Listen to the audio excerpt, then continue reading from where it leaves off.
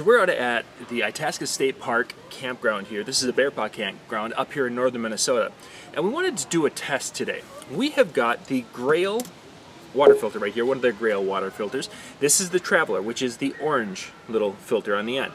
Now this is a interchangeable system where you can change the filter on the end. We have an orange, there's a green, there's a blue, depending upon your application. Traveler, we use this up at the Headwaters of the Mississippi. And Michael, how did the water taste?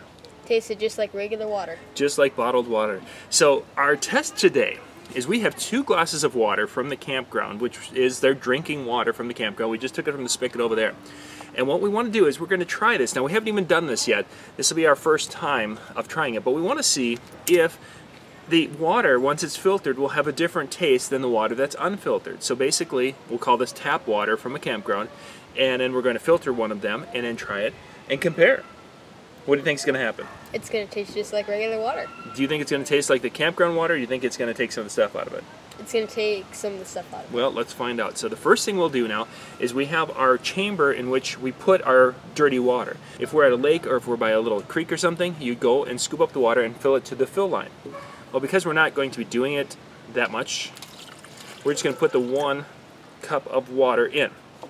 And now we're going to press. We put the filter in, and it becomes this slow kind of pressing process that we'll be putting pressure on.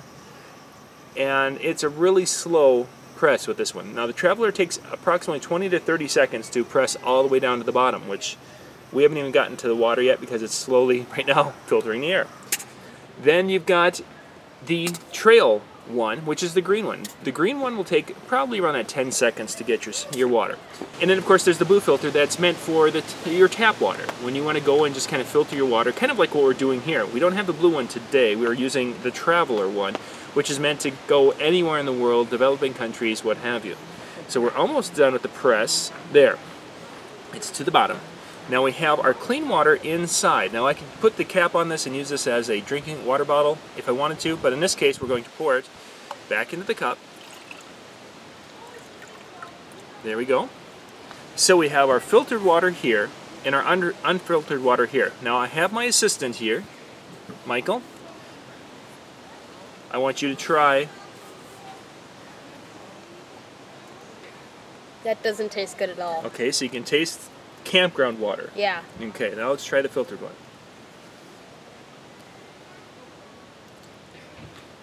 Tastes like regular water. Now let's try. I'll give it a try too.